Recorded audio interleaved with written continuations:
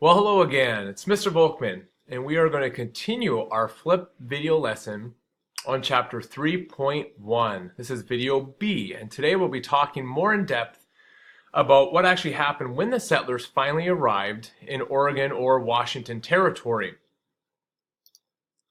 Before we get into all that, we're going to talk about a gentleman by the name of George Washington Bush. This man was extremely important when it comes to the history of Washington State. Little background on George Washington Bush. First off, he was an extremely successful cattleman in Missouri. Not a lot is known about his early years from what I researched. He was a war veteran. He may have fought in the Battle of New Orleans with Andrew Jackson, and before that maybe fought in some of the Indian wars that had been going around there. He did marry a woman in Tennessee, and they ended up having 9 kids. Some of the research I found said that he was half Irish and half African American. This African part wasn't necessarily African American like we think of it now. His father was a black man from India, but he was born in the United States of America, making him a citizen, even though he was a mulatto or not all the way black, had not as dark skin as we can see in the picture here. He did plan on moving to Oregon Territory, and this was because he started feeling the pressure of not being full white and what that meant to live over in the eastern part of our country during the mid-1800s. And he moved over with some other families in 1844. The goal was to go to the Willamette Valley. And as we can see, here is the Willamette Valley. Here's Fort Vancouver. Up here is where Seattle would be, so it kind of gives you an idea of where the Willamette Valley is. That his goal was to go to the Willamette Valley. As we know in life, we don't always achieve our goals. Now, I read some different reports on whether or not he actually made it to the Willamette Valley. I don't know totally. Something happened though when he heard about a law in Oregon Territory that would not allow black men to own land. So, with his group, they thought about either going south to California or New Mexico, which at the time was held by Mexico, or they thought about heading north, and they decided upon going north of the Columbia River. And they did this because they felt there wasn't as many people up here, so they could not enforce the law about black men not owning land. So they ended up settling south of Olympia, and also south of a place called Tumwater. So here's Tumwater. It's a little south of Tumwater, and ended up being called Bush Prairies, where he set up shop. Well, he had a very successful farm going when all of a sudden another law came about which stated that only whites and mixed Indian bloods could own land. Now, 53 of George Washington Bush's neighbors petitioned the new Washington territorial government, asking that Bush be allowed to keep his land. And Isaac Stevens, who was a governor at the time, the first governor, said that he could. So Bush ended up owning his land, which of course he had already been settled, and was turning into a thriving farm. So Bush was a very successful farmer. He always researched the newest and best ways to farm. He was also extremely generous, and that is why his neighbors petitioned so hard to keep him around there, because he was a great neighbor. He was very generous. He would help new settlers coming and show them the way. This area of Tumwater and his land became extremely important to the settlement of Washington State. One of the websites I found said that his was one of the very first settlements in this area. People use this as a launching point to go further up the Puget Sound, to go to Tacoma, Seattle, Olympia, and then also into Whidbey Island. So George Washington Bush, an extremely important person in our state's history. So now we need to talk about what actually happened when the settlers arrived in Oregon Territory. Was it just a massive land chaotic grab, going for whatever land I can get? No, because that's chaos. The U.S. government did not want chaos. They were very organized, and what they did is they split the land in a grid formation based on longitude and latitude. This grid was split up into townships and sections. So first off, a town equaled about 6 miles squared in each direction. With me so far? All right. Next, a town was then split up into 36 sections. Still holding in there. If you need to pause the video, please pause it to grapple this idea in your mind. Next, a section was split into 1 square mile, or roughly 640 acres. Out of the 36 sections which made up one town, one of these sections was set aside for a school. So you then had 35 sections that could be used for settlers to come in and make their farms. I'd like you to pause the video, and I want to see if you can actually draw this. Draw a grid, which would be a town, split up into 36 sections. Go ahead and do that if it helps you to visualize. It's really important. I have some pictures here that kind of demonstrate this idea. Now, this is a really small map. If you read here, it's 1865 of Washington State right now. Actually, it was called Oregon, is what the, actually it's Washington Territory. I'm sorry, I was looking at the wrong title. And take a look at the small squares, and you can see that each of these squares represent what we just talked about. Okay? So here we have one big square right here, if you can see that. This would have been one town. And within this one town, you would see these 36 sections. Here's Whidbey Island, the exact same idea. Here we have these tiny little squares, which people could have came and purchased, 640 acres. Now let's look at another map here. This one's a little bit bigger, better idea. I'm looking here at my screen, so I'm not looking at the camera right now. So here you see these darker lines.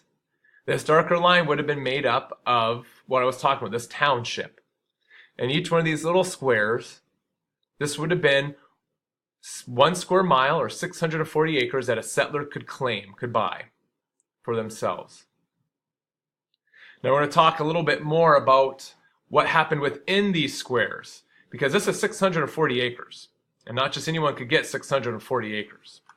So let's talk about, and pause the video if you have to and rewind, okay? Because we're getting into a lot of details here about numbers, and if you're not good at numbers, you could easily get confused. So let's move on if you're ready. So let's talk about the Donation Land Act and the Homestead Act. Now these are two different ways that people could get land, and I'm sorry, I'm grabbing my other paper here. These are two different ways that people could get land that we just saw in the grid formation. The Donation Land Act, 1850, gave 320 acres to every white 18-year-old male. Now hold on a second. I know what you're thinking. Mr. Volkman just said a section was 640 acres. 320 is half of that. That's right. Let's keep reading. However, if this 18-year-old man, or anyone older than 18-year-old, was married, then that person's wife received an additional 320 acres, and that's where you got the 640. So under the Donation Land Act, you could receive that whole square that we saw in the prior slide, which I'll come up again. So you got this little slide right here, this little square. If I'm married, me and my wife get that whole square. However, if I'm going by myself, I only get half of it.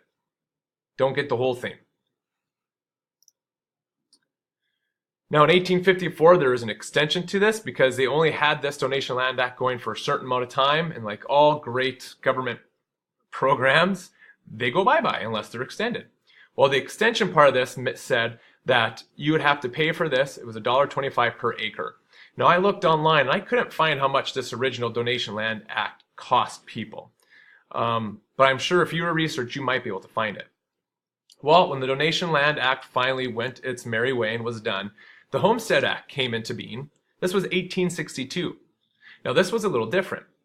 160 acres was given to every 21-year-old male or older or married household. I'm sorry.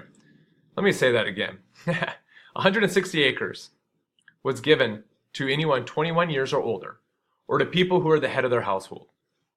Now 160 acres, if you do the math, is actually only a fourth of 640. So if we go back to our squares here, they would take this square and they would split into fourths. And that would be the 160 acres. So only some people were able to get this whole 640. Not everyone could.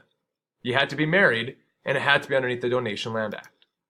Now, there was a small filing fee, and you had to live on this land for 5 years, And then after the 5 years, you were given ownership of this piece of land. Now, if you didn't want to wait the full 5 years to receive ownership of it, after 6 months, you could pay $1.25 per acre, and then it would be yours. Well, let's move on and actually talk about getting the land. So now picture yourself, you've actually moved there, you're here in Washington or Oregon Territory. How actually now do I get my land? Well, first thing, at least through the Homesteader Act, you'd have to go to the land office first to see the map and see all the sections split up. Then you'd actually have to go out to your section and you'd actually have to mark the corners of it. Whether that was pounding in a post, tick, tick, tick, tick, tick, or you could make a mark on a witness tree. Actually go up to a tree and you go with a knife and make your mark. And you'd have to mark a square for that. You then go back to the land office and you register your claim. You give the longitude and latitude. You then have to advertise that claim, and you have to do that because someone else may have already done what you did. So you have to make sure there isn't multiple people arguing over it. And obviously, if no one claims it, it's yours. Now, I know we're getting long on this video here, so I encourage you right now maybe to pause the video for a moment. And I want you to think about this. You just went on a huge journey, traveling six months, roughly 2,000 miles. You think, oh, I'm there, I'm done, I can relax. No, because you still have to go through and you have to actually register your land and get this land. So think about for a moment, and I'd like you to pause the video. Is it worth it? Is it worth doing all this hard work? What we have here is a primary document. Obviously this is retyped out from the original, but this is the land claim of Isaac Eby, who was one of the first settlers in Couteville. And it's kind of hard to read, but through this you can actually see where he was able to mark out the claim of his property. And you can see that he used a witness tree. It was a fir tree, 39 degrees. He also did another witness tree. You can see right here fir. He did a prairie witness tree. It's a willow. So it's interesting that this was dated April 1853, April 16th, 1853. And he paid $1.75 for this certificate to say that he owned this particular land. Now, 1853, I have a question. Would this have been through the Donation Land Act or the Homestead Act? Pause the video, and I'd like to see if you can actually read through this. Now, let's move to the next picture. Sorry, computer slow. And this is actually a picture of Couteville with it being surveyed out. And here's Isaac Eby's land. Now, if you don't know where this is, his land buffers right on Eby's Landing, right by the beach. 641 acres. I wonder how he got that. And if you look around him, here we have Jacob Eby, 320. Oh, why is his less? Here's John Crockett. We have Kenneth, 272. Here we have the Crockett's at 322. Whose is the biggest? And why do you think it's the biggest? Interesting. All right. Moving on to the last slide here, towns and cities. So eventually people started leaving farms and settling into towns. Why? I wonder why. I'd like you to figure that out. There was also competition between the cities. Which city could be the biggest? Because if you're the biggest, you get the most people, and the more businesses, the more money, the more importance in the new territory of Washington.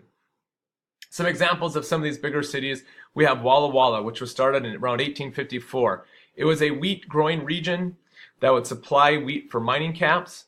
It was the first region settled between the Rocky Mountains and the Cascades. Also, it was said to be one of the biggest towns west of Minneapolis and north of San Francisco. That's a pretty big deal. Seattle was settled co-founded by Dr. David Maynard, and you'll read more about him in the textbook, so I won't go into in-depth about him right now. But Seattle became an important shipping port for lumber. Thank you for watching the film. Sorry it was a little long. Lots of interesting information to cover. Please go to Edmodo and answer the question. Have a great rest of your evening, day, or afternoon.